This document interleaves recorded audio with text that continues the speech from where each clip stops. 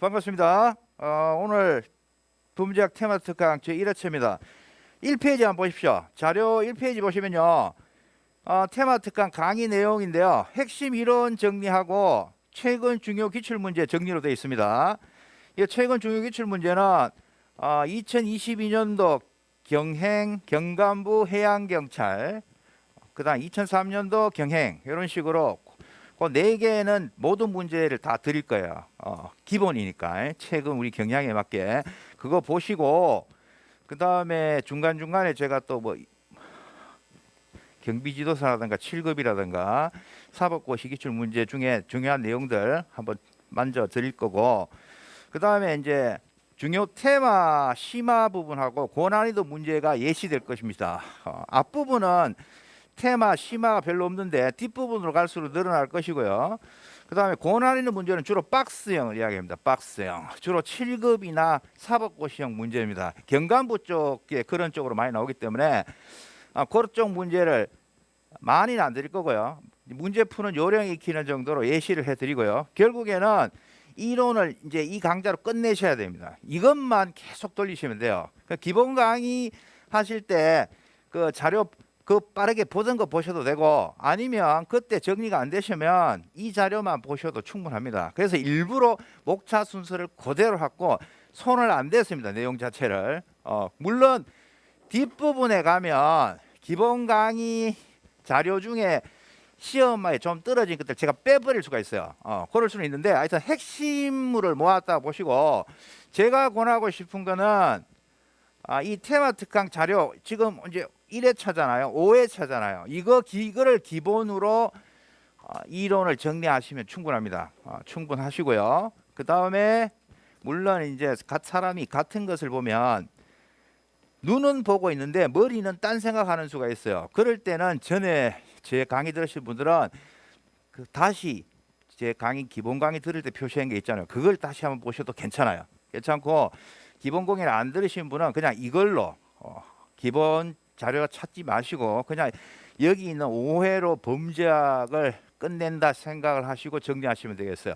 지금 시간이 많이 없어요. 그래서 범죄학은 최대한 이제 객관식 위주로 이게 하는 이유가 객관식을 풀기 위한 어떤 그 무기를 만드는 거예요. 그래서 여기에 좀 집중을 해 주셨으면 합니다. 그래서 기본 강의와는 달리 제가 줄을 몇 개씩 꺼놨습니다. OX 답을 다 달아놨고 왜 그러냐 하면 이제 스피드 있게 여러 번 반복해야 될 때가 오셨어요. 그리고 문제 푸는 거는 이제 OX로 푸는 게 아니고 실전 문제를 푸는 거예요. 실제로 우리 시험에서 볼 수 있는 형태의 1, 2, 3, 4 이 단답형 객관식을 푸셔야 되지 OX 푸는 쪽은 이제 기본 강의에 넘어갔다가 보시면 돼요. 그냥 그래서 지금부터 하는 걸로 정리하시면 충분하지 않겠나. 제 생각으로는 제가 여러분들 입장이라면 기본 강의를 들었든 안 들었든 이 범죄학 테마 특강 5회차 자료하고 진도별하고 그 다음에 뭐 765라든가 정기 모의고사고 5월 20 며칠 날 있죠. 이런 쪽에서 풀어보고 자기가 나름대로 정리한 거 그것만 보시면 충분하지 않겠나. 더 이상 뭐 20문제 나오는 범죄학을 넓힐 수는 없지 않나 이렇게 생각이 되니까 최대한 자료를 줄이십시오. 그래서 머릿속에 이 범죄학의 객관식을 푸는 틀을 만드는 게 중요해요. 그게 만들어지면 범죄학 성적이 잘 안 내려갑니다. 그까지 올리기가 힘들지. 그 객관식 만드는 틀을 완성을 해보면 짧은 시간에 복습을 여러 번 할 수 있어요. 그렇게 되면 제가 우리 학생들 경영과 학생들한테는 그렇게 이야기하는데 속된 말로 내년 봄에 경영이 없고 가을에 있다 그러면 봄에는 헌법 쳐라 이렇게 이야기하거든요. 제가 우리 경영과 학생들한테는 왜 범죄학은 충분히 그렇게 할 정도로 양을 줄일 수 있다는 얘기입니다. 아시겠습니까? 그래서 뭐 선택은 여러분의 몫인데 제가 학생이라면 그렇게 하겠다는 거죠. 그래서 뭐 여러분도 그렇게 하는 게 아니고 하여튼 저는 일반 공채든 경찰이든 무조건 빨리 합격하는 걸 원합니다. 그리고 합격하시면 여러분들 당신 경영경찰이에요. 경찰행정 출신이에요. 아무도 안 묻습니다. 아무도 안 묻습니다. 당신 어느 대학교 나왔어요? 검정고세요? 아무도 안 묻습니다. 그냥 빨리 합격하는 게 최고입니다. 그래서 저는 여러분들 무조건 경영하셔가지고 합격하라는 말도 안 합니다. 여유가 되면 공채도 칠 수 있는 것이 아닌가, 나는 그렇게 생각합니다. 여러분들은 공부하는 쪽에서는 굉장히, 저 인간이 공부를 안 해봤으니까 저는 여기 하지 할 거 모르겠는데, 저는 이제 경영과에서 수업을 하다 보니까 경영과에서는 헌법도 배우고 다 배우잖아요. 그래서 여러분들 후배한테는 제가 이야기해요. 다 해. 그래서 만약에 내년에 경영 가을에 맞춘다 그러면 봄에 공채 치고 하면 된다. 헌법도 그렇게 어렵게 안 나오잖아요. 헌법이 어렵게 나오면 피눈물을 흘리는데 아직 우리 경찰에서는 그렇게 안 나온다고 저는 믿고 있고요. 판례 정리 잘 하시면 될 것 같은데, 일단 그건 그 과목 선생님한테 맡기고, 범죄학은 하여튼 틀을 잡으시면 단기간에 복습도 가능하다. 그래서 어느 정도 틀을 잡히신 분은요, 봄에 공채 치고 나서 그러다가 경채도 다 날리는 거 아니에요 하는데, 저는 범죄학은 가능하다고 보는 사람이거든요. 근데 여러분 어떻게 생각하실지 모르겠습니다. 그리고 전에 한번 말씀드렸지만, 공채 쪽에 하시다가요 한두 번 떨어지잖아요. 자기가 스스로 알아요. 이 시험은 내하고 맞지 않다, 이렇게 느끼시는 분 중에 또 이쪽에 관심을 두시는 분이 분명히 있을 것입니다. 그래서 뭐 선택은 각자 처한 상황에 맞게 하시고, 저는 일단 범죄학을 최소한의 노력으로 고득점을 할 수 있도록 도와드리는 역할만 충실하겠습니다.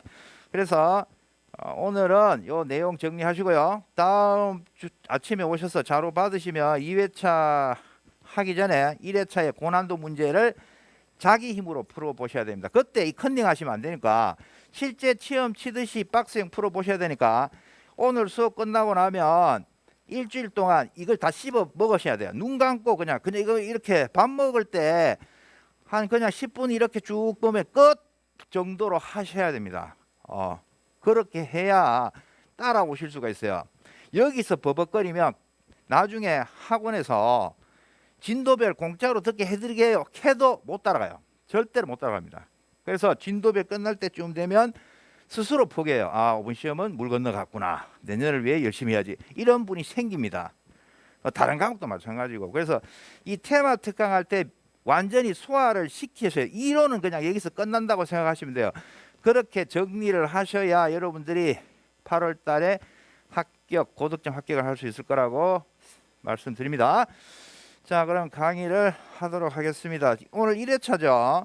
진도 계획 보시면요, 우리 기본 강의는 8회 보통 했는데 지금 5회로 끝나게 되기 때문에 진도가 좀 달라요. 그래서 제일 첫 범죄학 일반부터 생물학적 범죄 원인론까지 오늘 수업을 할 것이고, 기본 강의 자료가 거의 같을 겁니다. 심화 내용 좀 들어가는 거, 뒤쪽은 많이 좀 들어가겠지만, 그 기본 강의 내용에다가 뺄 거는 이제 뒤쪽에 뺄 게 좀 있는데, 이 앞부분은 그대로 넣었습니다. 뺄 게 하나도 없어요. 거짓말 하지 말고, 안 하고 여기 내용 다 하셔야 돼요. 내가 어지간하면 여러분들 양 좀 줄이려고 다 읽어보고 줄치고 했는데, 여기 있는 거 뺄 게 없어요. 다 알아두셔야 돼요. 그래서 기본 강의 교재 안 보셔도 됩니다. 이쪽은 거의 같다고 보시면 되고요. 그 다음에 기출문제 다 추가되어 있습니다. 그래서 이거를 그냥 너들너들할 때까지 보시고 8월 달에 시험 치시고 합격하고 버리시면 됩니다. 그걸 권해드립니다. 자, 하겠습니다. 2페이지 보십시오. 자,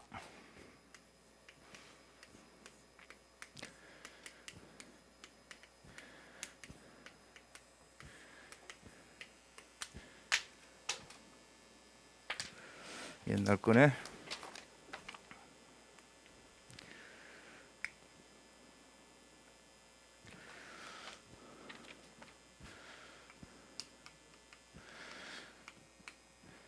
자, 제1편 범죄학 일반인데요. 여러분들 그 기출 분석표 보시면요, 한 문제, 세 문제, 두 문제, 한 문제 이렇게 되어 있는데, 우리 경영 같은 경우는 올해는 한 문제 나왔는데 작년에 세 문제가 나왔죠. 그래서 두 문제 정도 기본이라고 보시면 돼요. 그리고 왜 기본 강의에 넣었던 거를 거의 같은 내용을 다시 넣나 하면, 공부를 하신 분은요, 나중에 이 박스 앞부분 박스만 보셔도요, 뭐가 나올지 뭘 공부해야 될지 감이 잡힙니다. 아시겠습니까? 그래서 공부 좀 되신 분은요, 이거 보고 이야기를 할 수 있어요. 범죄학 연구 방법에는 뭐가 있는데 그중에 참여 관찰에 관해서는 뭐가 시험에 나왔거든. 이렇게 이야기를 어렴풋하게 하실 수가 있어야 됩니다. 그래서 넣습니다. 그래서 똑같은 자료인데 이용하시는 방법이 다 달라요. 어떤 분은 바쁘잖아요. 이 네모만 보고 그냥 넘어가시는 분이 있습니다. 네모만 보고도 뭐가 중요하고 느낌이 딱 옵니다. 보면 시험에 일이 나오고 심화하는 거는 뭐가 있었지? 끝! 이렇게 된다는 거죠. 그래서 나중에는 이거 10분 만에 그냥 1편 끝나는 겁니다. 그냥 이거 생물학까지 2편까지 있고 있죠. 생물학적 범죄 원인까지 있는데 10분 만에 그냥 끝내는 겁니다. 그렇게 되면 시험이 기다려지는 거죠. 시험이 두려워지는 게 아니고 빨리 쳤으면 좋겠다. 머릿속에 있는 거 없어지기 전에 빨리 8월달이 와서 빨리 치고 놀고 싶다. 이 생각이 든단 말이야. 범죄학은 그 정도로 해 주셔야 됩니다. 다른 형사법처럼 양이 많고 이런 게 아니기 때문에 힘 빼지 마시라고 다시 한번 권해드립니다. 자, 그래서 보시면요, 범죄학의 연구 방법 쪽이 거의 출제되고 있죠. 그래서 핵심은 범죄학의 연구 방법으로 참여 관찰이라든가 코호트 연구라든가 양적 연구, 질적 연구 이런 것들을 알아야 되는구나. 그 다음에 해양경찰에 보니까 암수범죄 묻는구나. 암수범죄 물으면 이제 기본 강의 들으시면 대강 나올 거예요. 암수 문제에 의해서 절대적 암수범죄, 상대적 암수범죄도 알아야 되는구나. 그다음 암수범죄가 어디서 나올까? 공식 범죄 통계의 어떤 그 단점을 해결하는 방법에서 암수범죄 조사하는 방법들이 몇 개 나올 건데 암수를 조사하는 방법에는 뭐가 있을까? 이런 속에 머릿속에 거미줄처럼 연결이 되셔야 된다는 거죠. 아시겠죠? 자, 넘어갑니다. 제1장 범죄 보시면요. 기본 강의에 비해서 세부적인 설명을 생략하고 넘어갈 수 있습니다. 혹시나 기본 강의 안 들으신 분은 읽어보시고 이게 무슨 소리인지 모르겠다. 저한테 개인적으로 질문을 하셔야 됩니다. 그리고 오늘 저하고 처음 보신 분은 우리 경영은 단톡방이 있어요. 그래서 쉬는 시간에 저한테 오세요. 오시면 전화번호 적어주시면 제가 단톡방에 초대를 하겠습니다. 그래서 그럼 제가 단톡방에 입장을 시켜드릴 테니까 공부하시다가 질문이 있거나 다른 우리 반 전체가 볼 수 있거든요. 그렇게 하시고 다른 사람 보는 게 어렵다 생각하시면 제 휴대폰으로 그냥 개인톡이나 문자로 질문을 해주시면 돼요. 언제든지 공부하시다 힘든 것이면 연락을 주십시오. 자, 제1장 범죄에서요. 첫 번째 범죄 개념이잖아요. 알아야 될 게 뭐예요? 절대적 범죄 개념하고 상대적 범죄 개념을 알아야 되고 더 중요한 건 뭐야? 우리 범죄학은 자연적 절대적 범죄의 개념은 인정하지 않는다는 겁니다. 이게 핵심입니다. 아시겠어요? 핵심을 잘 알아셔야 돼요. 자, 절대적 범죄 개념 뭐예요? 시간과 공간을 초월하여 타당하고 일정한 국가의 법 질서와 무관한 자연적 범죄 개념을 말한다. 그래서 이 절대적 범죄 개념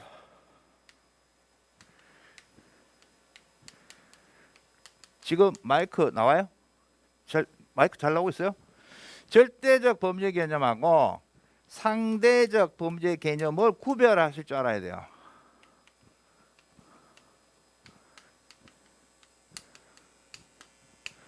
그래서 시공간을 초월해서 타당하다, 인정된다.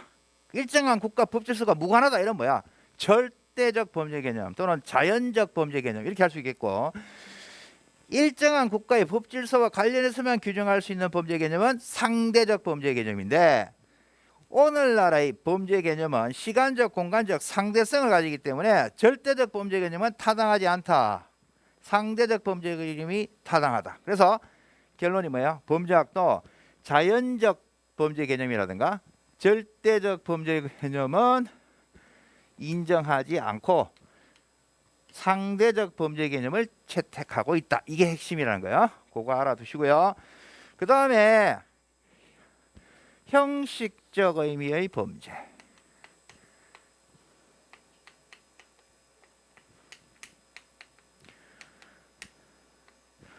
자, 형식적 의미의 범죄 하시면 위법한 행위, 즉 형법이나 기타 형벌법규의 범죄 구성 욕구로 규정된 행위를 의미를 한다고 하는데 요게 형식적 의미 의잖아요. 그 다음에 그 기능을 아셔야 돼요. 형법 해석과 재형 법정조에 의한 형법의 보장적 기능의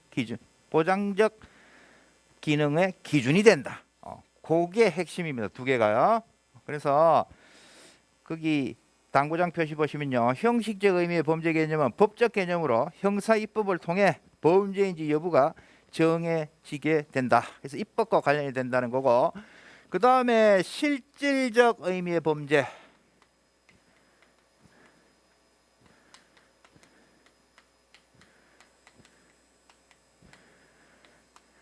사회 유효성 내지 법익을 침해하는 반사회적 행위죠. 한마디로 반사회적 행위를 실질적 의미의 범죄라고 하고요.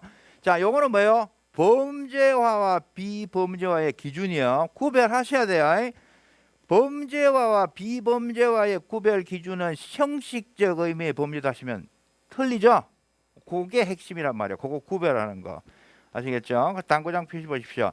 실질적 의미의 범죄 개념은 시간과 장소에 따라 변하지 않는 고정된 범죄 개념을 전제로 하는 것이다. 틀렸거든요. 왜 그래요? 시간과 장소에 따라 변하지 않는 고정된 범죄 개념 뭐야? 절대적 범죄 개념이거든. 절대적 범죄. 그 3페이지에 제일 위에 있는 당구장 표시에 실질적 의미의 범죄 개념은 시간과 장소에 따라 변하지 않는 고정된 범죄 개념을 전제로 한다 했을 때, 시간과 장소에 따라 변하지 않는 고정된 범죄 개념, 절대적 범죄 개념을 뜻하는 거예요. 절대적 범죄. 아까 우리 범죄학에서는 절대적 범죄 개념 인정 안 한다고 그랬잖아요. 그래서 X입니다. X. 그래서 이 시간과 장소에 따라 변하지 않는 고정된 범죄 개념은 절대적 범죄 개념이기 때문에 이 절대적 범죄 개념을 전제로 하는 것이 아닙니다. 실질적 범죄 개념도 상대적 범죄 개념을 전제로 하는 거야. 아시겠어요? 우리 범죄학에서는 이 절대적 범죄 개념 또는 자연적 범죄 개념 인정하지 않습니다. 아시겠어요? 논의는 할 수 있지만 그 개념 자체를 학문을 연구하는데 받아들이고 있지 않다는 거야. 아시겠어요? 그래서 그 밑에 당구장 보세요. 실질적 의미의 범죄 개념은 범죄 가운데 시간과 문화를 초월하여 인정되는 범죄 행위가 존재한다고 보고, 이는 형법상 금지 여부 관계없이 그 자체의 반윤리성, 반사회성으로 인해 비난받는 범죄 행위를 말한다. 맞는 거 아닙니까? 라고 싶은데 X라고 돼 있잖아요. 요거는 실질적 범죄 개념이 아니고 주어가 틀렸습니다. 실질적 범죄 의미의 범죄 개념은이 아니고 절대적 의미의 범죄 개념은 이렇게 해야 돼. 동그라미가 되는 거죠. 아시겠어요? 왜 그래요? 시간과 문화를 초월하여 인정된다는 말이 있잖아요. 이거는 실질적 의미의 범죄 개념이 아니고 절대적 의미의 범죄 개념으로 보셔야 돼요.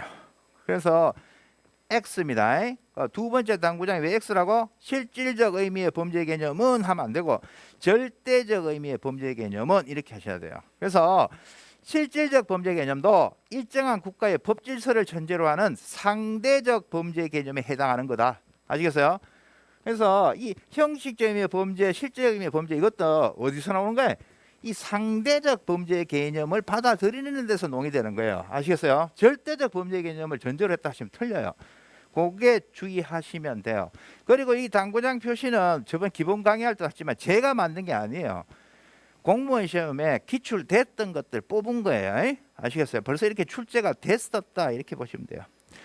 자, 3번에 범죄의 상대성입니다. 이제 정리하는 거죠. 우리는 이제 범죄학에서는 상대적 범죄 개념을 인정하다 보니까 결론적으로 3번의 제목이 범죄의 상대성입니다. 범죄는 시간과 공간적으로 상대성을 가진다.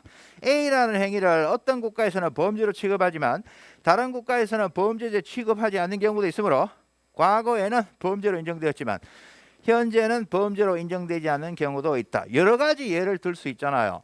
현재 예 같으면요, 여러분들 태국인가요? 관광객 유치하기 위해서 대마 합법화 시켰잖아. 대마 국수도 있잖아. 근데 우리나라는 어떻게 돼? 대마 잡혀간단 말이야. 대마 피우면. 아시겠어요? 최근에도 뉴스 보셨죠? 야간다고 시골에서 양귀비 재배하다가, 그죠? 양귀비도 종류 두 개 있는데 하나는 단속이 되고 하나는 단속 안 되는 건데, 그런 거 모르고 그냥 몸에 좋다고 단속하다가 걸려가지고 처벌받는단 말이죠. 마약류 관련하는 법률로 이런 것들이 있는데 아무튼 상대적 개념이라는 것을 알아두시면 돼요. 우리 범죄학에서는 범죄라는 것은 시간과 공간적으로 상대성을 가진다. 그리고 과거에는 범죄로 됐지만 현재는 범죄로 있는 경우가 많잖아. 간통죄라든가 혼인빙자, 간음죄 이런 것들 예를 들었습니다.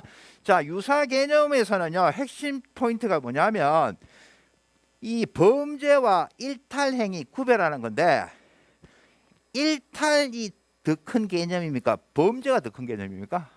일탈행위겠죠. 기본 강의할 때 왜 동그라미 그래가 표현했잖아요, 그죠? 그렸잖아요, 그죠? 거기 일탈행위 보십시오. 다양한 사회 규범을 위반하는 행위를 의미하는데 일탈행위가 모두 범죄인 건 아니다. 결국은 범죄라는 개념보다는 일탈행위라는 개념이 더 큰 개념이다, 그런 얘기죠. 만약 일탈행위를 범죄로 본다면 그 기초를 사회 규범에서 찾는 것이기 때문에 사회학적 범죄 개념이 된다. 뭐 당연한 얘기고, 그 다음에 일반적인 기대를 벗어나는 일탈행위인 알코올 음용이라든가 자살기도, 가출 등도 범죄학의 연구 대상이 됩니다. 이거 되지 않는다 해서 틀리게 출제한 적이 있고요. 그 다음에 두 번째 당구장 보십시오. 일탈행위는 일반적으로 기대되는 행위와 모범적 행위에서 벗어난 행위를 의미하므로 그 자체가 범죄가 되지 않는 알코올 중독이나 자살기도, 가출 등이 해당하고 형식적 의미의 범죄는 일탈행위에 해당하지 않는다. X라고 되어 있죠? 어디가 틀렸어요? 형식적 의미의 범죄는 일탈행위에 해당하지 않는다. 이 부분이 틀렸잖아. 일탈은 범죄보다 더 넓은 개념이니까 당연히 일탈행위 안에는 형식적 의미의 범죄가 포함되잖아요. 그래서 X다. 그래서 두 번째 그 당구장이 틀린 이유는 제일 끝부분이 틀렸어요. 형식적 의미의 범죄는 일탈행위에 해당한다라고 하셔야 되죠. 해당하지 않는다 해서 틀렸고, 이제 우리 범죄학에서 비행은 주로 청소년의 일탈행위를 의미를 합니다. 여기서 청소년 일탈행위는 넓은 의미로서 범죄 행위를 포함하는 개념이다. 뭐 참고하시면 되겠습니다. 그래서 제 기본 강의를 많이 들으신 분은요, 줄친 것만 눈으로 후 해도 기본 강의 들었던 게 기억이 나셔야 돼요. 그래서 이 좀 반복을 해주셨으면 하는 겁니다. 자, 그 다음에 이제 출제 포인트가 절대적 의미의 범죄 개념, 상대적 의미의 개념, 형식적 의미의 범죄 개념, 실질적 의미의 범죄 개념. 이게 하나의 출제 포인트라면 그 다음에는 범죄의 법률적 정의가 또 출제 포인트가 됩니다.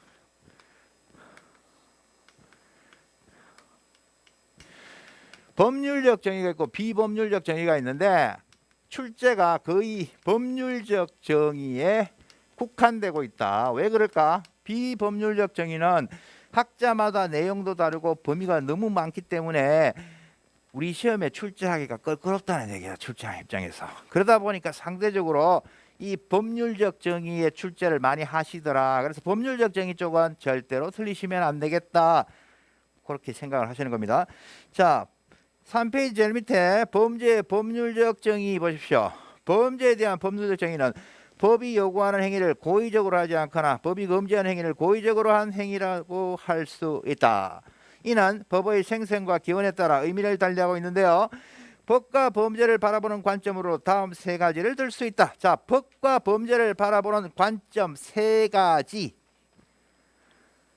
이 법률의 법률적 정의와 관련해서요, 법과 범죄를 바라보는 세 가지 관점이 있습니다. 이거 구별하는 것이 출제 포인트입니다.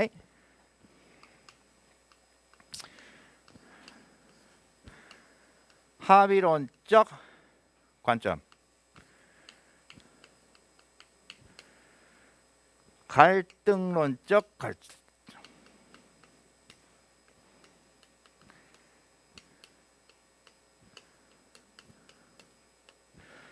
상호작용론적 관점.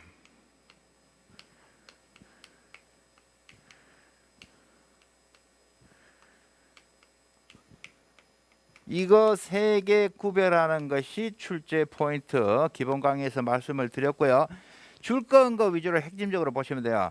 합의론적 관점. 법은 대부분의 사회 구성원이 공유하는 가치와 규범에 의해 만들어집니다. 합의한 거지, 사회 구성원들이. 이걸 법으로 하자. 이거 어기면 안 되잖아.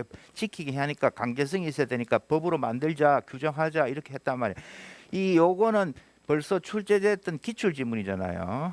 그래서 사회 합의론과 구조 기능론을 이론적 전제로 해서 법은 우리 사회의 가치, 신념 등에 대해서 일반적으로 합의된 행위권을 반영한 것이며 범죄는 이러한 법률의 위반과 동시에 사회의 전체 요소에 모순되는 행위라고 해요. 그래서 당구장 표시 보십시오.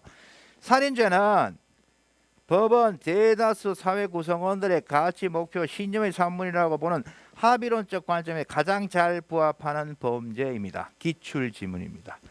사람이 사람을 죽인다. 이거는 조선시대 때도 안 돼. 그러면 나쁜 놈이야. 이렇게 얘기했고 지금도 마찬가지잖아요. 사람이 사람 죽이면 처벌받죠. 어떤 사회적 합의라는 겁니다. 사람이 사람을 죽이면 안 된다는 거죠. 그래서 이 합의론적 관점에서 가장 잘 부합하는 범죄의 예로 살인죄를 많이 드는 것이 기출됐습니다. 자, 이거와 비교할 것이 갈등론적 관점입니다.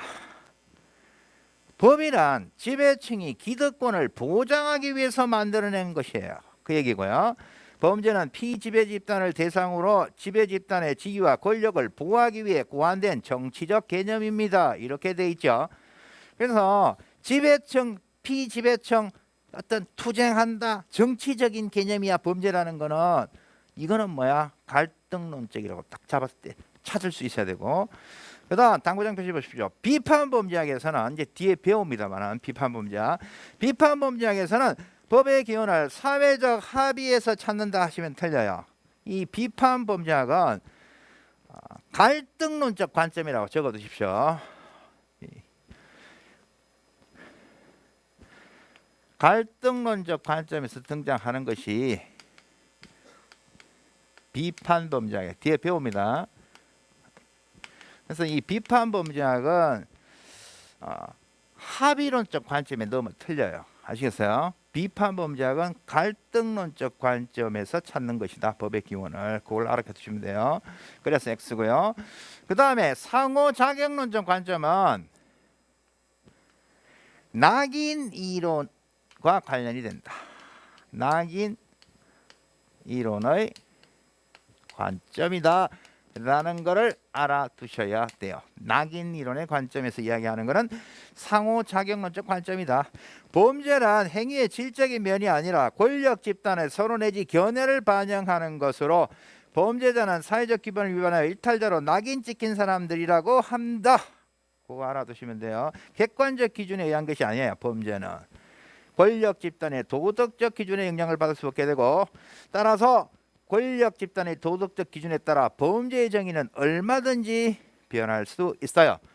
그래서 갈등론적 관점하고 상호작용론적 관점 헷갈리시는 분이 있는데, 이거는 일단 낙인 이론의 관점이 들어간다는 걸 기억을 해주시면 구별하기가 쉬워요.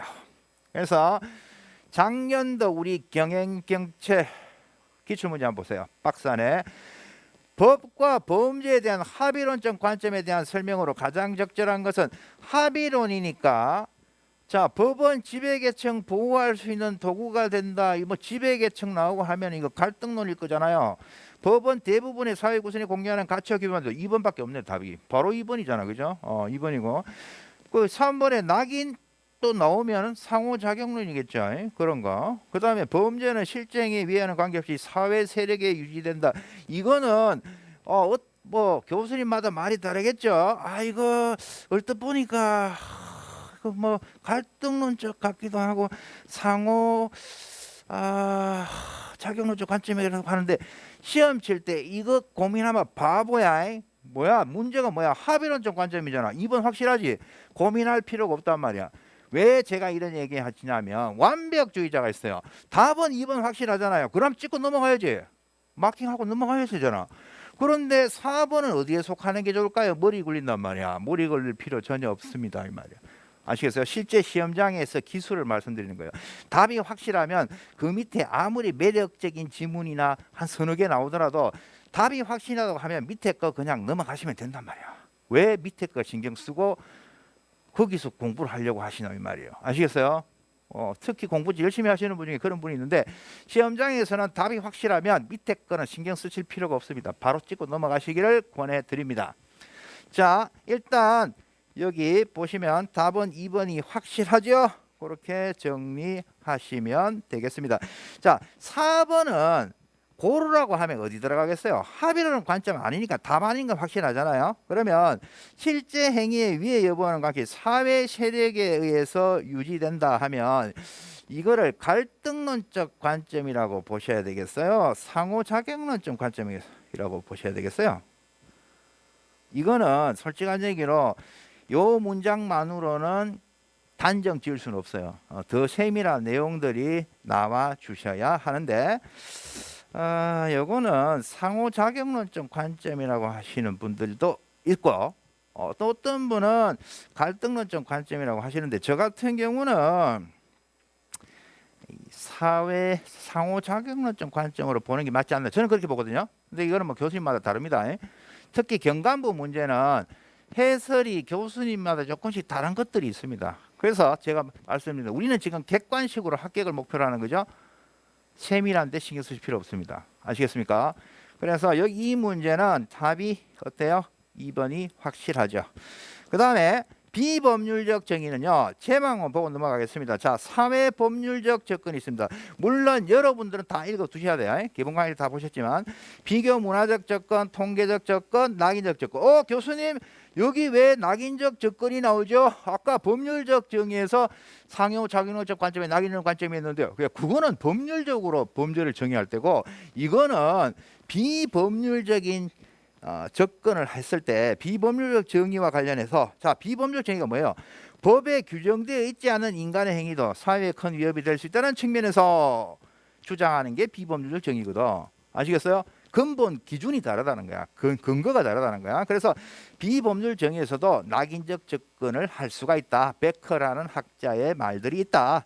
그 다음에 슈베딩거 해서 인권적 접근이라든가 이현우 교수님 교과서에 보시면 테일러나 월튼이나 영어의 신범죄론이라는 책에서 이상향적인 무정부주의자적 접근과 관련된 개념이 있더라.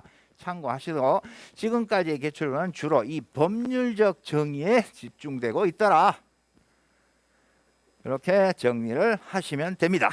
자, 그 다음에 제2장으로 넘어가겠습니다.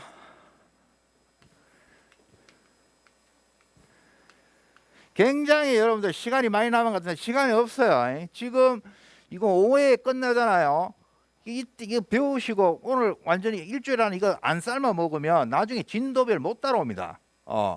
그래서 시간이 별로 없다고 생각하시고요. 이론은 하여튼 이걸로 완전히 끝낸다고 생각하시고 계속 막 하여튼 타이트하게 해주셔야 됩니다. 자, 범죄학의 연구.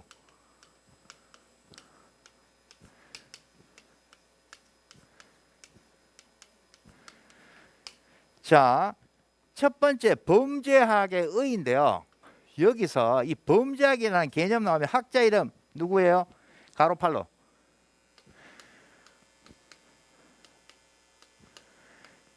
가로팔로의 저서 있죠. 자, 범죄학이라는 이름은 가로팔로가 자기 저서의 이름을 범죄학이라고 지은 데서 기원합니다. 그래서 범죄학이라는 명칭 처음 쓴 사람 누구야 하면 가로팔로라고 찾을 수 있어야 됩니다. 경비지도사 단골 출제다 이 말이죠. 자, 범죄학하고 이제 형법하고 비교하는 거 이렇게 나오는데요. 자, 범죄학의 성격과도 관련되는데 5페이지 제일 밑에 보세요. 범죄학이란 범죄 현상과 원인, 범죄자 사회적 일탈행위 및 그 통제방을 연구하는 사실학 또는 경험과학적 지식의 총체다. 그래서 범죄학하고 형법학을 한번 비교해 보면 범죄학은 사실학 또는 경험과학이다.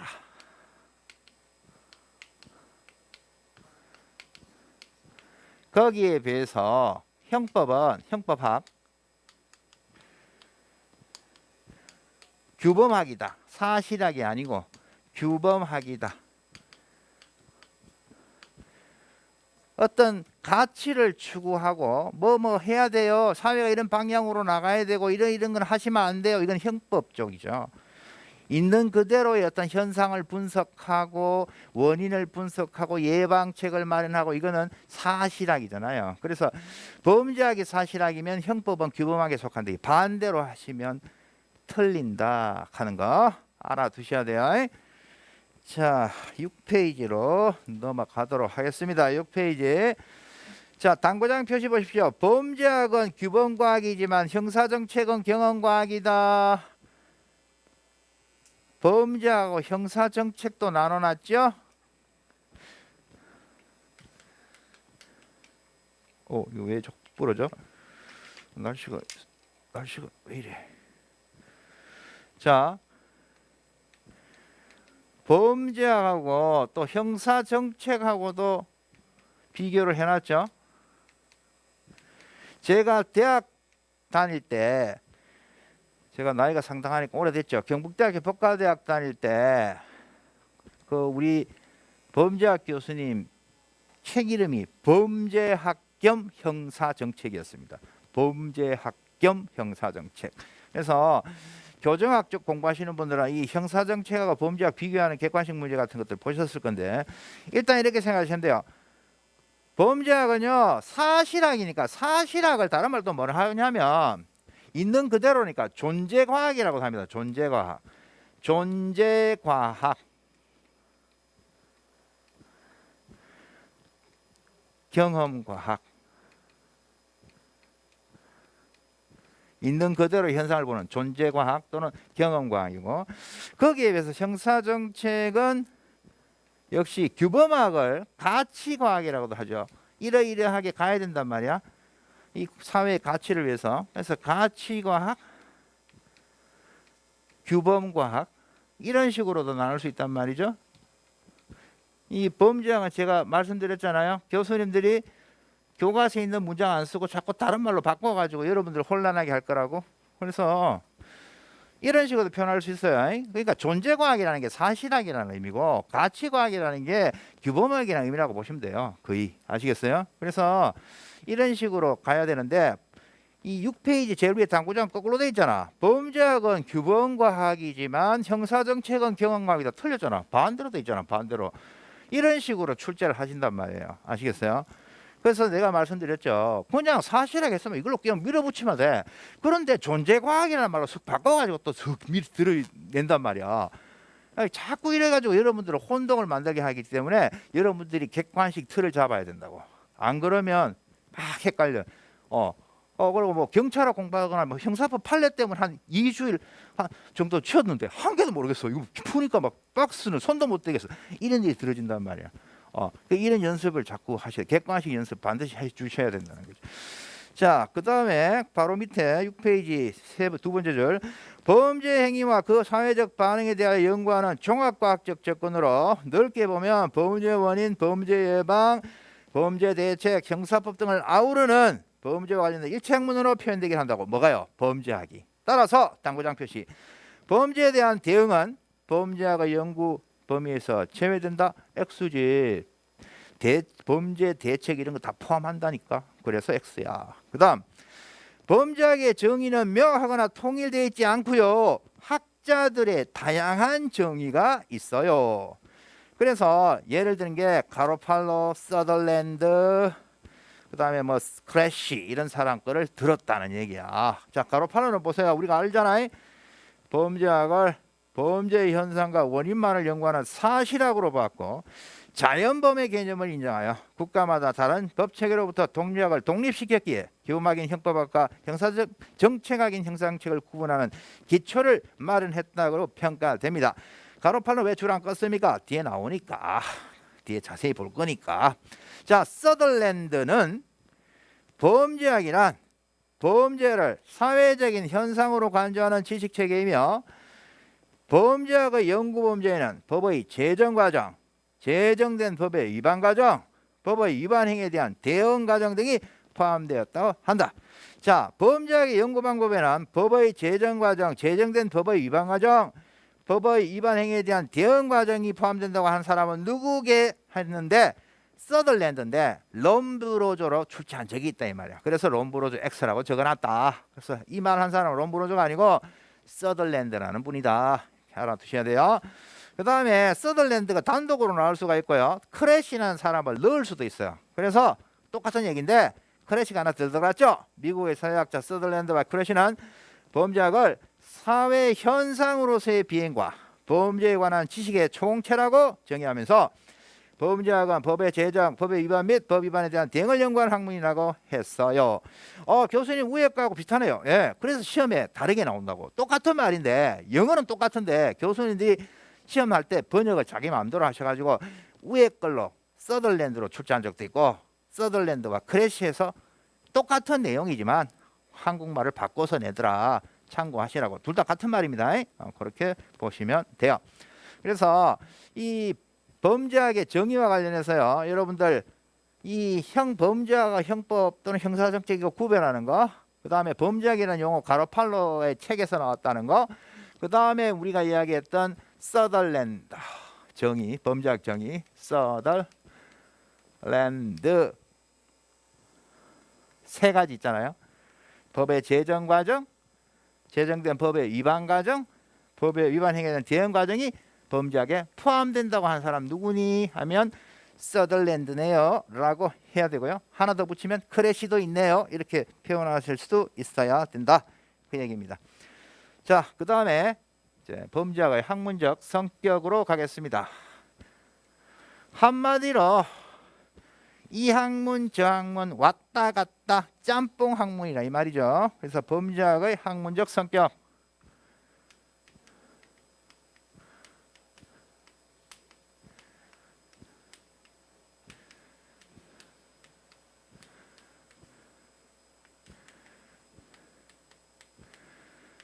범죄학의 학문적 성격. 여러 학문들이 결합된 하나의 학제적인 과학이다. 이 학문 저 학문 사이를 왔다 갔다 한단 말이야. 그래서 핵심이 학제적인 과학이라는 말을 기억해 주셔야 된단 말이야. 사회학, 의학, 심리학, 생물학 등 다양한 학문 분야가 자신의 학문적 관점에서 독립적으로 관계하는 복수의 학제적이며 융합 학문적인 성격이다. 그래서 학제적이다, 융합 학문적이다 같은 말이라고 보시면 돼요. 느낌이 오시죠? 자, OX 당구장 표시 보세요. 범죄학은 범죄 원인을 분석하는 데 있어서 인적 학문의 도움 없이 독자적인 기준을 가지고 분석한다. 틀렸지. 인적 학문의 도움 없이 독자적인 기준을 가지고 본다 하시면 안 된다고. 학제적인 과학, 융합 학문적인 성격이기 때문에 X예요. 그거 기억하시면 돼요. 그죠? 그래서 학제적 과학이다 하는 게 핵심이에요.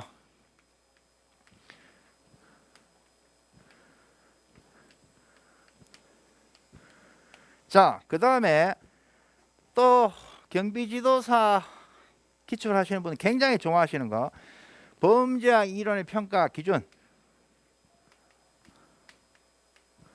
범죄학 이론 평가의 기준.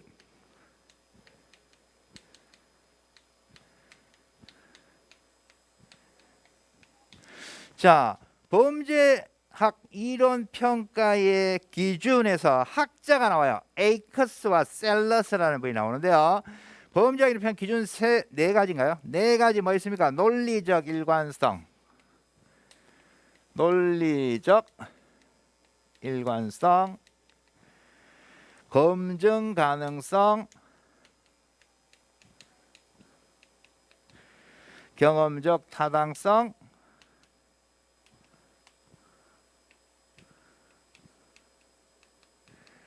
정책적 함의.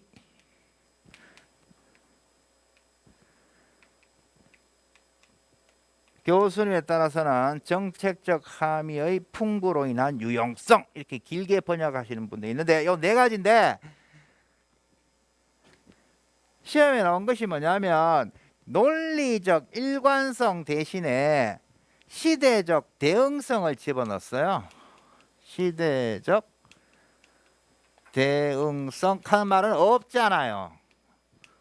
그죠? 논리적 일관성, 검증 가능성, 경험적 타당성, 정책적 함의지 시대적 대응성 하는 거는 없더라. 그래서 논리적 일관성 자리에다가 시대적 대응성 집어넣어서 틀리게 출제한 적이 있더라. 그 다음 페이지 나오죠. 7페이지 보시면요. 이제 요 설명하는 겁니다. 이거를.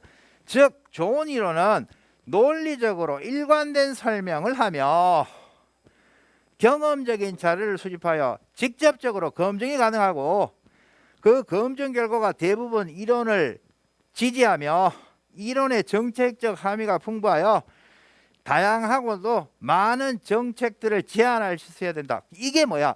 이거를 문장으로 설명한 거야. 아시겠어요? 좋은 이론은 논리적으로 일관된 설명을 한다. 논리적 일관성. 경험적인 자료를 수집하여 직접적으로 검증이 가능하다. 검증 가능성. 그 검증 결과가 대부분 이론을 지지한다. 경험적 타당성. 이론의 정책적 함의가 풍부하여 다양하고도 많은 정책들을 제안할 수 있어야 한다. 정책적 함의. 아시겠어요? 문장으로 나올 수 있단 말이에요. 제가 왜 둘 다 넣겠어? 말로 설명하면 되는데 시험에 이렇게 단어로 나올 수도 있고 7페이지처럼 즉 해서 문장으로 나올 수가 있단 말이야. 아시겠어요? 여러분들은 문장으로 나오든 단어로 나오든 맞춰야 된다. 그걸 강조드립니다. 자, 또 하나 심한 내용이 있습니다. 그중 논리적 일관성 또한 이론을 평가하는 중요한 기준이지만 더 중요한 기준은 경험적 타당성이란다. 자, 이 중에서 뭐가 제일 중요하다고? 경험적 타당성. 이게 심한 내용으로 여러분이 알아두셔야 되는 거예요. 이 네 가지 중에 제일 중요한 거 골라봐라. 아니면 논리적 일관성과 경험적 타당성 중에 어느 게 더 중요하니 하면 여러분들은 뭐야? 경험적 타당성을 고르실 수 있어야 한다. 아시겠어요? 요거까지 여러분들은 알아두셔야 됩니다. 아시겠어요? 이제 공부하는 요령인데 다른 분들은 이제 기출문제 사가지고 그래 시대적 타당성 X 보고 넘어가잖아. 그거는 효과가 없단 말이야. 그 기출문제 언저리에 나오는 심한 내용까지 플러스해서 공부를 하셔야 여러분들이 다른 분에 비해서 한 발 앞서갈 수 있다 이런 얘기입니다. 그래서 이것도 반드시 알아두셔야 됩니다. 경험적 타당성이 굉장히 중시되고 있다. 네 가지 중에서 그거 알아두셔야 되고, 자, 작년도 경과목 문제 보겠습니다. 어떠한 이론이 범죄 또는 형사사고에 관해 적절하게 설명하는지 알기 위해서는 이론들의 특정한 기준에 의해 평가할 필요가 있는데요. 에이커스와 셀러스가 제시한 범죄학 이론 평가 기준으로 가장 거리가 먼고 이건의 시대적 대형성 X 없잖아 그 얘기고, 그 다음에 심화 문제입니다. 자, 당과장 표시 우리 기본 강의할 때 뒷부분 전에 처음 들은 분은 안 했지만 뒤에 부분은 했잖아요. 에이커스가 제시하는 범죄학 이론을 평가하는 기준에 대한 설명으로 옳지 않은 것은, 자 1번 질문 보겠습니다. 좋은 범죄학 이론은 바로 정책에 적용할 수 있는 다양한 정책 함의를 가진다. 1번 질문은 정책적 함의에 관한 말이구나. 알아먹어야 된단 말이에요. 여러분들이 객관식 풀 때는 정책 함의에다가 줄 딱 끌 수 있어야 돼요. 정책 함의에 대한 거구만. 낙인 이론은 그 경험적 타당성이 의심받기도 하지만 이 이론은 범죄의 원인이 바로 처벌이라고 주장하기 때문에 형사사법기관의 처벌과 관련한 매우 다양하고 풍부한 정책을 제안할 수 있다. 이게 정책 함의란 말이에요. 그럼 시험에 어떻게 낼 수 있어요? 제가 교수라면, 출제자라면 이렇게 내는 거야. 낙인 이론은 범죄의 원인이 바로 처벌이라고 주장하기 때문에 형사사법기관의 처벌과 관련된 매우 다양한 풍부한 정책을 제안할 수 있다. 이거는 논리적 일관성과 관련된다. 바로 틀려버리지. 정책적 함의에 관련되잖아. 이런 식으로 변형할 수 있다는 얘기야. 아시겠어요? 그래서 이 심화 문제를 넣고 2번을 보십시오. 과학적 방법을 사용하는 범죄학에서 같은 가설을 다른 사람이 동일한 방법으로 검증하여 그 결과가 일치할지를 알 수 있어야 한다는 것은 사회적, 시대적 대응성 관련된다. 시대적 대응성이라는 것 자체가 없잖아. 그 다음에 있다 하더라도 이 문장은 검증 가능성과 관련돼. 해설 적어놨죠. 검증 가능성과 관련되는 내용이지 시대적 대응성과 관련되는 것이 아니다. 그래서 답은 2번이다. 그 다음에 3번 보세요. 어떤 이론이 주장하는 명제나 가설을 그 경험 속에서 찾을 수 있는 자료, 즉 설문자료나 실험, 관찰 등을 통해서 수집할 수 있는 자료를 통해서 지지된다면 경험적 타당성이 높다고 할 수 있고, 이 3번은 경험적 타당성, 이게 요새 중시되고 있는 이 경험적 타당성에 관한 것이구나. 이것은 좋은 일이라고 할 수 있다. 현재 범죄학 학문세계에서 이 기준이 가장 중요한 기준이라는데 대다수의 학자들은 동의한다. 그래서 아까 경험적 타당성이 제일 중요하다고 했구나. 아시겠어요? 이 문제로 변형 문제를 서너 개를 만들 수 있단 말이야. 아시겠어요? 그래서 반드시 여러분들이 문제 지문을 분석하는 연습을 하셔야 돼요. 4번 보세요. 범죄자가 생물학적 결함이 있는 사람이라고 하면서 가정에서의 사회화가 범죄의 근본 원인이라고 설명하는 것은 안 된다. 앞뒤가 안 맞잖아. 앞에는 생물학적 결함과 관련해 가지고 막 이야기하다가 뒤에는 우리 가정이라는 것이 가정에서의 사회화가 옳게 안 되면 범죄자가 되는 거예요. 앞뒤가 안 맞잖아요. 뭐 논리적 일관성이 떨어지잖아요. 그래서 4번 질문은 논리적 일관성과 관련된다는 것입니다. 아시겠죠? 기출문제를 분석해서 출제자들이 문제를 어렵게 만들어서 여러분들을 혼동스럽게 만들게 출제할 가능성이 많다고. 이거 두 개를 이 기출문제하고 이 심화문제를 엮어서 같이 보란 말이야. 그러면 출제자가 어떻게 출제하는지 알 거예요. 아시겠어요? 우리 시험은 경비지도 시험이 아니에요. 경비지도 시험 같으면 기출문제 형광펜 칠해놓고 자꾸 봐도 고득점이 가능해요. 그런데 그렇게 안 낸단 말이야. 제가 분석한 바에 의하면 우리 경행경채는 7급 내지 사법고시 형태를 띠고 있어요. 아시겠어요? 그래서 이런 좀 심도 있는 문제들을 같이 풀으실 수 있어야 돼요. 그래서 두 개를 엮어서 작년도 경감부에 이렇게 짤막하게 나왔다. 그 계속 이렇게 나온다. 아니, 다음에는 밑에처럼 나온다 이 말이야. 아시겠어요? 그렇게 정리하시기 바랍니다. 그 다음에 제2절 범죄학의 연구 방법입니다. 자, 이쪽이 출제자들이 선호하는 거야. 왜? 문제 내기가 좋아. 문제 내기가 좋아. 기출문제 몇 개 지문 짜집기 하기도 굉장히 좋아. 그래서 출제자들이 출제를 선호하는 쪽이다. 그래서 몇몇 개념들을 철저하게 정리해 둡시다. 자, 먼저 양적 연구 방법.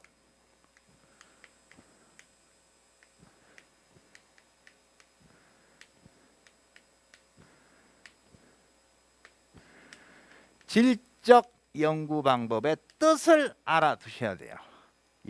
문제 풀다 보면 양적 연구 방법, 질적 연구 알기는 알 것 같아. 어렴풋하게. 근데 명확하게 말하니까 힘들어. 그래서 네모 안에 넣습니다. 숫자 있죠. 숫자. 수치로서 연구 결과를 나타낼 수 있는 거 양적 연구 방법. 질적 연구 방법은 뭔데? 수치로서 표현할 수 없는 거.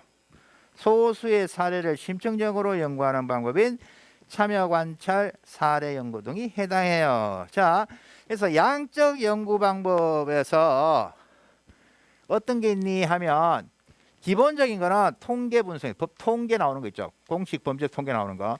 이 통계 분석이 대표적인 거지만 시험과 관련해서 여러분들 주의할 것이 뭐냐면 이 실험 연구라는 게 양적 연구 방법에 들어간다고 알아두셔야 돼요.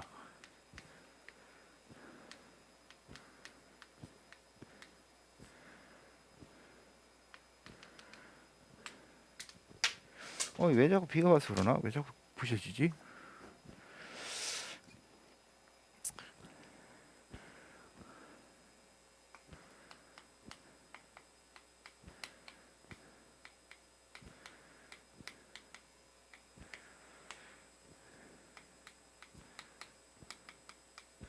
그러면 어렴풋하게 아시겠죠? 수치로서 나타낼 수 있는 거 양적 연구 방법. 그런데 양적 연구 방법의 대표적인 거가 통계 분석하고 실험 연구 들어간다는 거. 그다음에 수치로서 나타낼 수 없는 거, 표현할 수 없는 것, 질적 연구 방법, 참여 관찰, 사례 연구 등이 대표적이다. 기본적으로 알아두셔야 됩니다. 자, 이제 통계 자료 분석 보겠습니다. 각종 기관들이 범죄와 관련하여 조사한 통계 자료를 바탕으로 연구의 주제에 초점을 맞추어 재구성하고 분석함으로써 의미를 발굴해가는 방법인데, 통계 자료 분석이니까 어떻게 했어요? 대량 관찰이 가능하여 범죄의 규모와 추입하기 유리하나 공식적 범죄 통계 자료에 없는 암수 범죄를 반영하지 못하여 양적 분석이 주가 되기 때문에 질적 분석이 어려워 개별 사건의 비중이 등한시될 수 있고 범죄 통계의 신뢰성도 문제가 되는 경우가 많더라. 이 공식 범죄 통계는 뒤에서 자주 하기 때문에 그냥 여기서는 눈으로 보고 치우겠습니다. 자, 박스를 보십시오. 양적 연구는 질적 연구에 비해 연구 결과의 외적 타당성을 확보하기 어렵다는 단점이 있다. 틀렸어요. 이 기출 지문이란 말이야. 왜 틀렸지? 양적 연구는 외적 타당성 확보가 쉽다입니다. 아시겠습니까? 자, 이 박스에 뭐라고 돼 있어? 박스의 해설 보시면요, 양적 연구는 질적 연구에 비해 보편적 자료를 입수하여 분석하기 좋기 때문에 외적 타당성 내지 객관성 확보가 쉽다. 그러면은 자, 문장 한번 적어볼게. 양적 연구는 외적 타당성 확보가 쉽다. 외적 타당성 확보가 쉽다. 맞지? 우리 프린트 8페이지 있잖아요. 8페이지에 의하면 양적 연구는 외적 타당성 확보가 쉽다. 일단 이거 하나 적어 놓읍시다. 적어 놓고 좀 이따 이야기 드릴게요. 자, 그 다음에 그 밑에 갑니다. 일단 핵심은 뭐야? 양적 연구는 외적 타당성 확보가 쉽습니다. 이유가 뭐야? 보편적 자료를 입수해 분석하기 좋기 때문에. 통계 같은 거. 자, 그 다음에 경비지도사 단골 출제 문제. 범죄율의 정의입니다. 범죄율이 뭐게 하면 인구 10만 명당 범죄 발견 건수입니다. 인구 1만 명당 하시면 틀립니다. 10만 명당 범죄 발생 건수를 범죄율이라고 합니다. 그 다음에 줄은 안 쳐놨는데 범죄 지도에서 크라임 맵이라는 게 있습니다. 지리 정보 시스템을 이용한 지리 정보를 바탕으로 핫스팟은 범죄 다발 지역을 뜻해요. 및 범죄 패턴 분석을 지도상에 표기하여 범죄의 공간적 분포를 시각적으로 나타내요. 주로 순찰을 통해 기초로 활용되는 연구 방법을 뭐라고 한다? 범죄 지도라고 해요. 이거는 경비지도에서 나왔기 때문에 그냥 줄은 안 껐습니다. 아무튼 범죄 지도도 한번 읽어보시고요. 핵심은 뭐야? 범죄율은 인구 몇만 명당이야? 범죄 발생 건수야 10만 명 하는 거 반드시 알아두시고, 아침 먹어서 푸셨는지 모르겠는데 말로서 인구 10만 명당 뭐 범죄 발생 건수 이렇게 되는데 이걸 분수로 나타내서 출제할 수도 있어요. 분수로. 아시겠어요? 나중에 문제 진도 발할 때 또 문제 드리겠지만 글자를 표현할 수도 있고 분수로 몇 분의 몇 이래가 그죠? 할 수도 있어요. 자, 그 다음에 표본 집단조사 보십시오. 표본 집단조사. 표본 집단조사는 범죄자 전체에 대한 정밀 과학이 사실상 불가능하기 때문에 고안된 것으로 범죄학에서 가장 흔하게 이용하는 방법인데요. 자, 여러분들이 알아둘 거 쌍생아 연구, 가계 연구가 대표적인 표본 집단조사의 예다라는 거 반드시 알아두셔야 돼요. 아시겠습니까? 그래서 이 세상의 모든 쌍둥이들, 이 세상의 모든 가문을 다 연구할 수는 없잖아. 몇 개를 특이한 것들을 뽑아가지고 한단 말이야. 그걸 표본 집단조사라고 하는데요. 표본 집단조사의 특징으로 출친 거 보세요. 범죄자의 일부를 실험하고자 하는 집단으로 선정하고 이걸 표본 집단이라고 합니다. 대조되는 일정 수의 정상 집단, 이걸 통제 집단이라고 합니다. 와, 동일한 방법으로 식민의 관찰을 비교하는 방법인데요. 요 출친거는 표본 집단조사뿐만 아니라 다른 쪽에서도 이용돼요. 그런데 하여튼 표본 집단조사는 출친과 같은 방법을 이용하더라는 거죠. 즉 범죄자의 일부를 표본으로 추출하여 그들에 대해서 정밀 관찰하고 조사한 결과를 전체 범죄자에게 유추 적용하여 전체 상황을 파악하는 방법입니다. 표본 집단조사입니다. 그래서 거기 보시면 교수님마다 표현이 약간 다르다는 걸 나타내는데 8페이지에 밑에서 두 번째 당구장 표시 보시면요, 표본 집단조사는 일반적으로 범죄 인군에 해당하는 실험 집단과, 자, 이 범죄 인군에 해당하는 실험 집단, 이게 위에서 보면 바로 위에 출친거에서는 뭐예요? 표본 집단이죠. 같은 거예요. 표본 집단. 그 다음 정상 인군에 해당하는 대조 집단, 위에서는 뭐예요? 통제 집단, 정상 집단. 아시겠어요? 이게 말을 바꾼단 말이야. 아시겠어요? 거기 8페이지에 밑에서 세 번째 단락처럼 표시할 수도 있고 밑에서 두 번째 당구장처럼 표본 집단이라는 말을 실험 집단인 것처럼 바꿔가지고 출제를 하더라. 그래서 범죄학이 객관식용으로 정리를 안 해놓으면 어려우시는 거야. 영어는 똑같은데 교수님들이 번역을 지 맘대로 하거든. 이건 했다가 저건 했다 한단 말이야. 그래서 아이 같은 말이라는 거 알아두시란 말이야. 위에 줄친 거하고 이 당구장 표시하고 같은 말이다 하는 거 알아두시고요.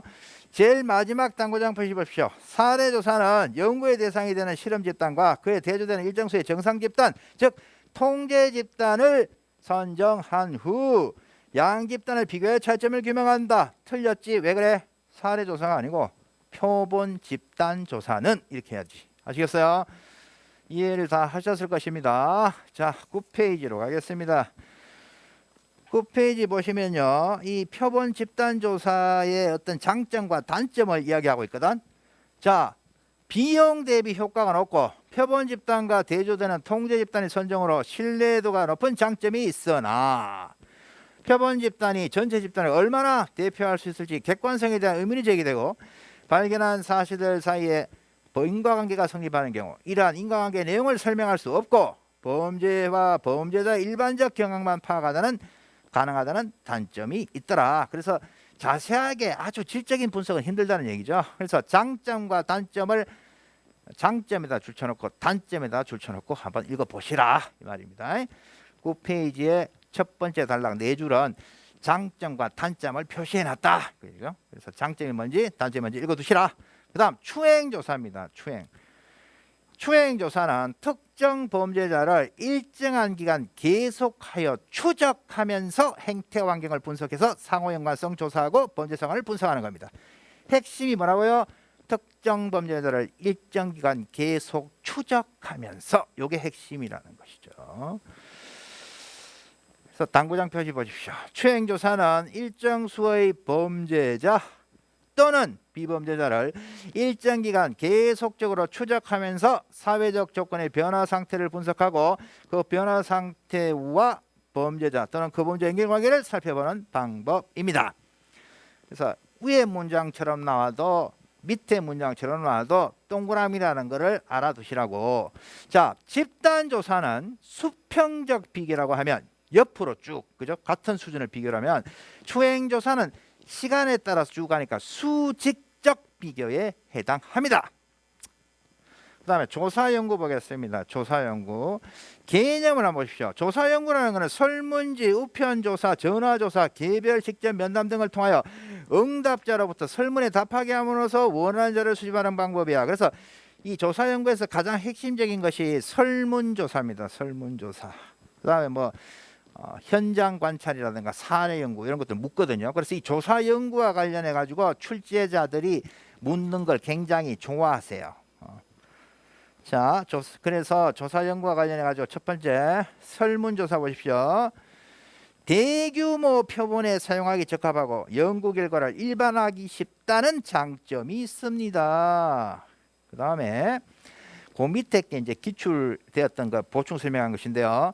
범죄 통계를 이용하는 연구 방법은 두 변수 사이의 2차적 관계 수준의 연구를 넘어서기 어렵다는 한계가 있으나 자기 보고식 조사나 뒤에 나옵니다. 범죄 피해자 조사 같은 이것들이 다 설문조사의 한 방법인데 이 설문조사를 통한 연구는 두 변수 사이의 관계를 넘어서는 다별량 관계, 여러 가지의 변수 관계라는 것이죠. 다별량 관계를 삽입할 수 있다는 장점이 있습니다. 뭐가요? 설문조사 방법이. 다만 부정확한 응답의 가능성은 고려가 필요하다. 우리도 마찬가지잖아. 설문조사하면서 그냥 옳게 안 읽어보고 막 설문조사 뭐 그냥 막 칠하는 분 있죠. 그다음 특히 또 요새 뭐 그런 거 있잖아.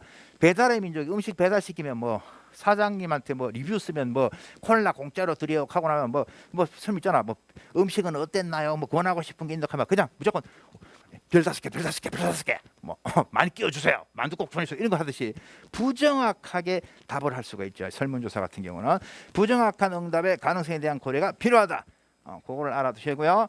자, 사례 연구는 특정한 범죄자를 대상으로 생애 과정을 분석하는 거지. 홍길동이라는 범죄자라 그놈의 살아왔던 그 환경 이런 것들 보는 것처럼 특정 범죄를 대상하는 게 사례 연구입니다. 사례 연구. 그래서 당구장 표시 보십시오. 9페이지 밑에서 네 번째 줄 보세요. 사례 연구는 범죄와 범죄자에 대한 다양한 분석 결과를 집계한 것으로서 범죄 현상에 대한 대량적 관찰을 가능하게 한다. 자, 범죄 현상에 대한 대량적 관찰을 가능하게 한다. 틀렸잖아요. 사례 연구는 특정한 범죄자의 생애에 관한 연구야. 홍길동이라는 예를 들면 그 특정한 범죄자의 생애에 관한 연구가 사례 연구이기 때문에 그 당구장 표시 끝부분 범죄 현상에 대한 대량적 관찰을 가능하게 한다는 말은 사례 연구하고는 관계가 없다. 그래서 X다. 아시겠죠? 사례 연구는 특정한 범죄자의 생애에 관한 연구이기 때문에 범죄 현상의 대량적 관찰을 가능하게 한다면 틀리다. 그거 알아두시면 돼요. 그 다음에 이게 기출된 거죠. 참여 관찰. 다른 말로 현장 조사라고 하는데 연구자가 직접 범죄 집단에 들어가 그들과 함께 생활하면서 관찰한 자를 수집하는 방법. 핵심은 뭐야? 직접 관찰하는 말이에요. 직접 관찰. 자, 10페이지로 갑니다. 당구장 표시 보십시오. 자원 수용자로 교지가 스스로 이제 감옥에 들어가는 거야. 그 얼마 전에 볼까 요새 모범 택시인가 여러분 공부한다고 못 봤는지 모르겠는데 모범 택시라는 드라마가 있던데 거기 보면 그 주인공이 일부러 교도소로 들어가잖아. 그런 거 나오잖아요, 그죠? 자원 수용자입니다.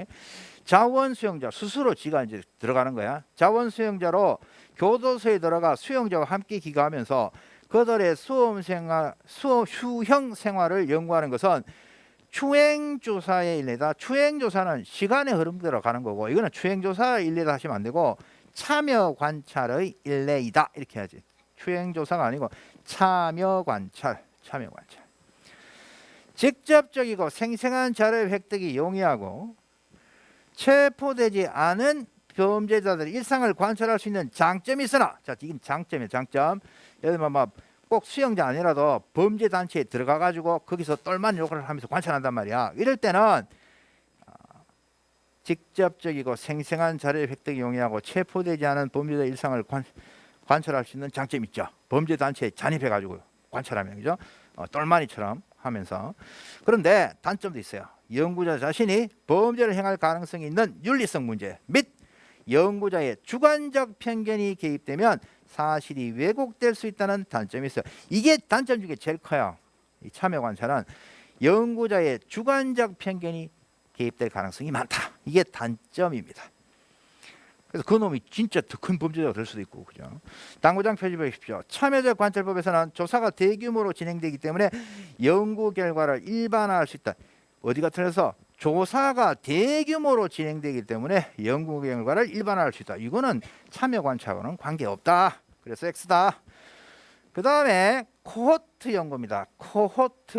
코호트는 여러분들 언제 들어보셨어요? 코로나 바이러스 때 그때 병원에 코로나 격리한다 했었잖아요, 그죠? 코호트 격리한다는 뉴스 나왔었잖아요. 자, 일단 코호트가 뭔지 알아둘 거 아니야. 연구에 있어서 조사 대상이 되는 일련의 집단을 코호트라고 해요. 조사 대상이 되는 일련의 집단. 유사한 특성을, 이게 핵심입니다. 코호트 연구가 뭐니 하면 유사한 특성을 공유하는 집단을 시간의 흐름에 따라 추적하여 관찰하는 연구 방법을 코호트 연구라고 해요. 일정한 기간을 정하고 이 기간 내에 일정한 상황을 부여하는 일련의 집단에 대하여 면밀한 시계열적 분석을 하는 방법으로 시간적, 수직적, 시간의 흐름에 따라서 즉 종단적 연구 방법의 대표적인 유형이고요. 시간의 흐름에 따른 과정의 관찰, 예를 들면 범죄율이 증감되는 과정에 대한 분석 등이 가능하다는 장점이 있지만 단점이 뭐야? 오랜 기간 지속적 관찰과 분석해야 되니까 뭐가? 돈과 시간이 문제. 비경제적이라는 단점이 있지. 그래서 장점과 단점 구별해 두시면 돼요. 자, 작년도 우리 경책 기출문제 보겠습니다. 다음 범죄 연구 사례에서 활용된 연구 방법에 관한 설명으로 가장 적절한 것은 범죄학자 갑은 1945년 출생자 중에서 10세부터 18세 기간 동안 땡땡시에 거주한 청소년을 조사하였고 소수의 비행 청소년들이 전체 소년 범죄의 절반 이상을 집중적으로 저질렀으며 이들 중 약 45%의 청소년은 30세가 되었을 때 성인 범죄자가 되었다고 주장해요. 답은 1번입니다. 유사한 특성을 공유하는 집단을 시간의 흐름에 따라 추적 관찰하죠. 즉 코호트 브랜트 연구에 관한 사례입니다. 이 답은 1번입니다. 그런 식으로 출제가 됐다.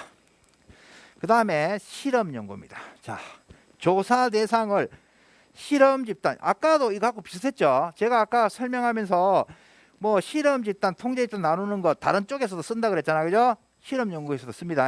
조사 대상을 실험 집단, 다른 말로 비교 집단, 다른 말로 대상 집단과 통제 집단, 다른 말로 준거 집단으로 나눈 뒤 사전 조사와 사후 조사를 실시하여 그 차이를 비교 분석하는 범죄 연구 방법을 뭐라고 한다? 실험 연구라고 해요. 일정한 조건을 인위적으로 설정하고, 이 실험이라는 거예요. 실험. 일정한 조건을 인위적으로 설정하고 그 속에서 발생하는 사실을 관찰함으로써 어떤 가설의 타당성을 검증하고 새로운 사실을 관찰하는 것인데, 자 보세요. 당구장 표시를 보십시오. 11페이지 당구장 표시 주십시오. 실험 연구는 연구자가 필요한 조건을 통제함으로써 내적 타당성이 뭐냐면 어떤 실험 처치가 정말로 그러한 실험 결과를 가져왔다고 확인되는 것을 내적 타당성이라고 하거든요. 이 내적 타당성 확보하기에 용이해요. 자, 그럼 적어볼게요. 아까 여기 적은 거 있는데 여기다 한번 적어볼게요. 아까 요거는 8페이지에서 적었고 지금 요거 11페이지죠. 실험 연구는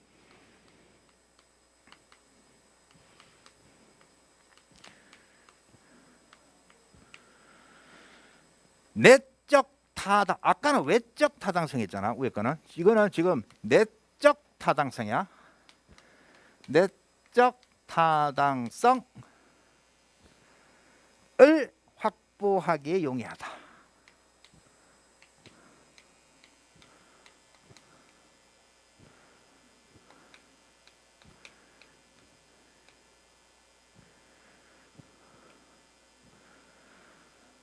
실험 연구는 내적 타당성을 확보하기에 용이하다.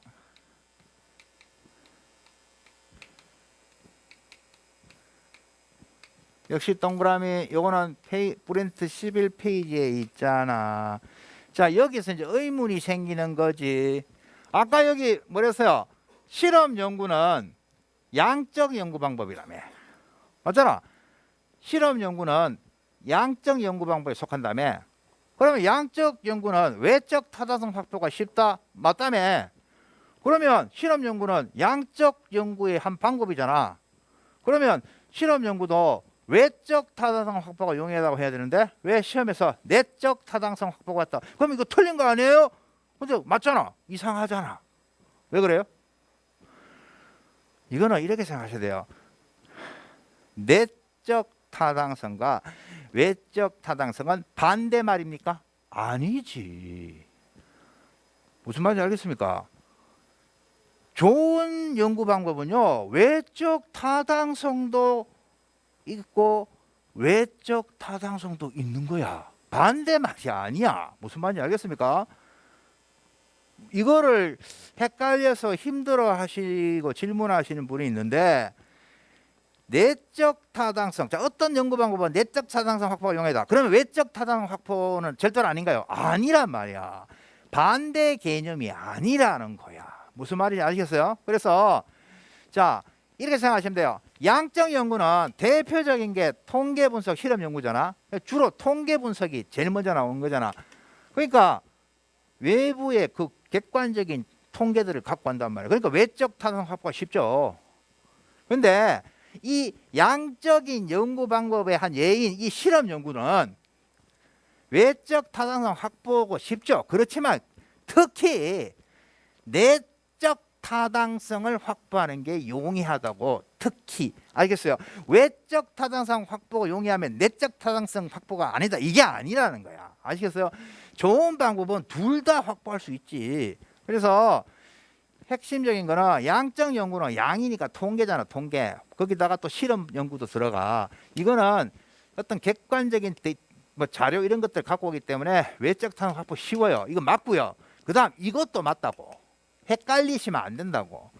실험 연구가 비록 양적 연구의 한 방법이지만 이거를 생각해 가지고 그럼 실험 연구는 외적 타당성 확보가 용이라고 해야지 내적 타당성 하면 틀리잖아요 하시면 안 된다고. 맞다고. 아시겠어요? 왜 그러냐 하면 아까 실험 연구라는 게 뭐야? 내적 타당성 개념을 봐. 관로 안에 당구장 표시에 어떤 실험 조치가 정말로 그러한 실험 결과를 가져왔다고 확인되는 걸 의미하는 것을 내적 타당성이야. 실험 조치가 정말로 그러한 실험 결과를 가져왔다고 확인되는 거. 이거는 실험 연구에서의 독특한 서술이란 말이야. 그래서 여러분들은 어떻게 알아두냐면 외적 타당성과 내적 타당성이 반대말이 아니라는 거야. 아시겠어요? 이거 참 반대말로 생각하시면 헷갈려서 못 풀어 문제. 그게 아니야. 좋은 연구 방법은 외적 타당성과 내적 타당성을 다 확보할 수 있는 거야. 아시겠어요? 이거 헷갈리시면 안 돼요.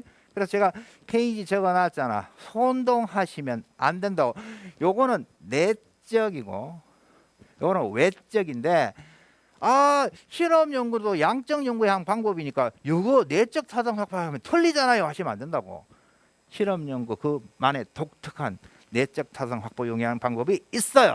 자, 그거를 마련해 준 게 그 11페이지에 위에 당구장 표시 바로 밑에 보세요. 다수의 연구자가 동시에 관찰할 수 있어 연구자의 주관을 배제할 수 있다. 실험 연구가 결국 외적 타당성과 관련된 서술이야. 이게 다수의 연구자가 동시에 관찰할 수 있어 연구의 주관을 배제할 수 있다.